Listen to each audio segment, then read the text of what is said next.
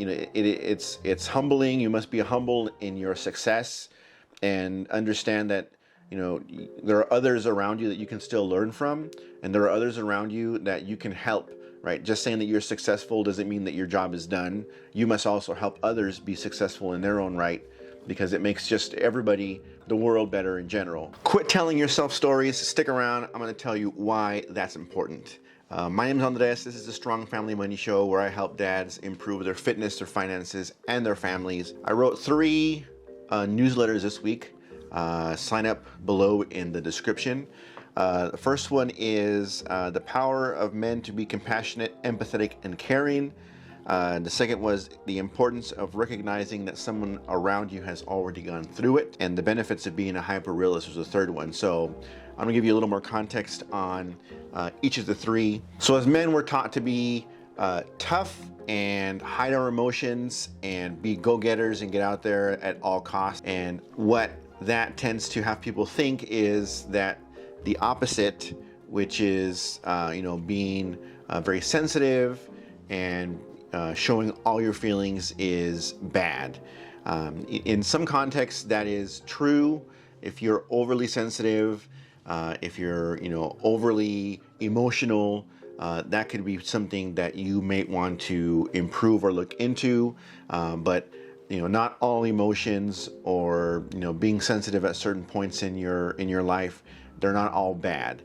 Showing compassion towards your children and your spouse and others, being caring towards them, is important that you show that to them on a regular basis, so that they are comfortable around you and coming to you with their issues. And that helps you build your relationships with them, most importantly the people in your home, secondarily the people that you interact with outside your home. So hiding your emotions at all times is really bad. You have to learn how to show the right ones, compassion and caring and empathy, most importantly to the people that are in your home, your spouse and your children. So you can do this by actively listening to what your children and your spouse have to say, showing interest in what they do.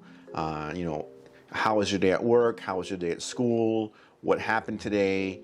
And by letting them, first of all, share with you, right? You don't want to give advice right away or put your input right away. That usually shuts people down. What you want to do is have them, tell you the story, what happened, show interest in it. Then you can gauge if they are doing that because they just need to vent, or they're doing that because they really want advice from you, right? What do you think?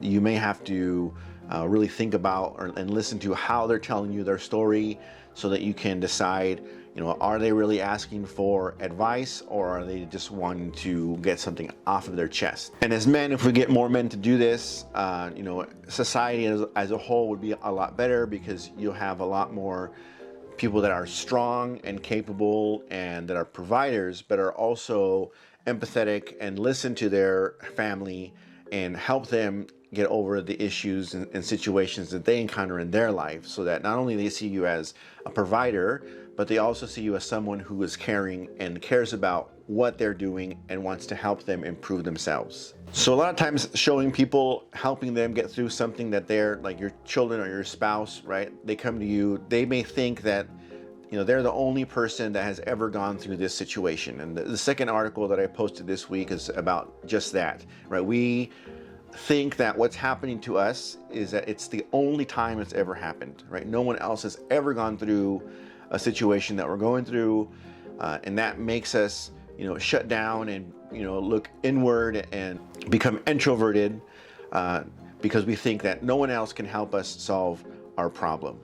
It's important to understand that anything that you're going through, any situation that you are experiencing, has most likely 99.9% of the time someone else has gone through it before you. And it's important to have people around you that you can reach out to. Say, hey, this is happening to me, right? You want to have people that you're comfortable with, that you can do this exercise with, right? This is happening in my life.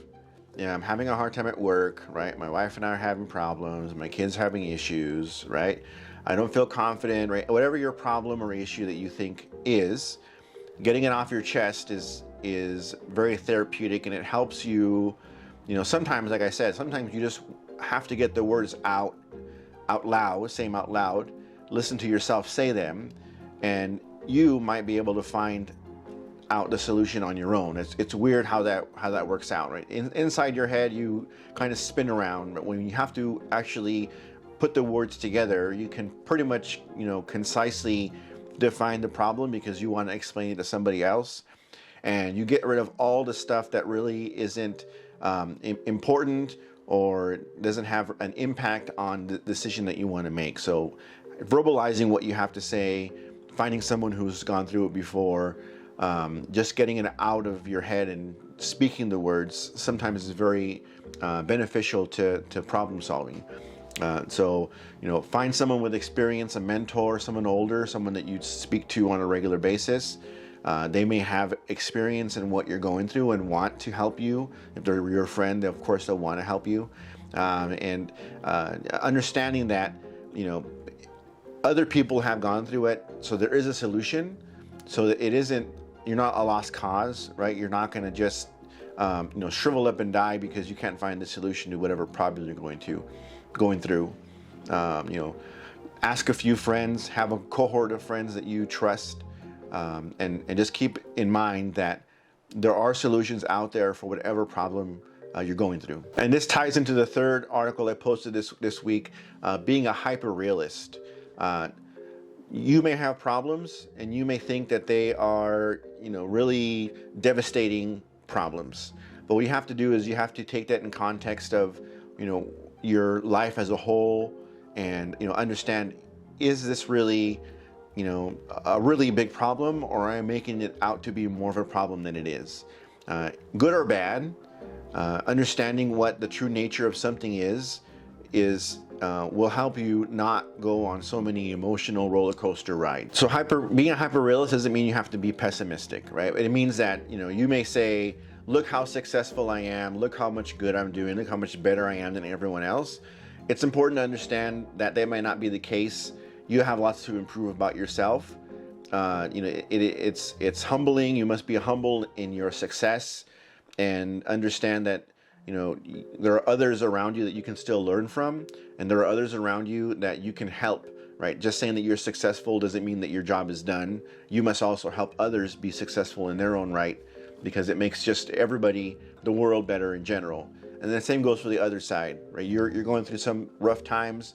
Understand that there are people that have it out there a lot worse than you do, right? Your situation may not be as bad as you think. So being a hyper-realist isn't just on the pessimistic side or the negative side or when things are bad. It also keeps you grounded in the middle, so that you understand that, either way, right? Whether you think you're doing really good or really bad, right? Life still has to go on. You still have to do other things. So you must accept things as they are, right? Look for the truth out there in your life and what's happening around you, and find solutions for all the problems that you think that you're going through. It helps keep you grounded, like I said, right down the middle of the road, right? Nothing is, emotional roller coasters are really taxing on your mental state, and you really want to be as even-keeled and in the middle of the road as often as you can. So I'll have a link in the description to all three of these articles, and a sign up for my newsletter so you can get this information right into your inbox every week. A few times a week I send out information on a topic that I think every man needs to hear to improve their fitness, their finances, and their family.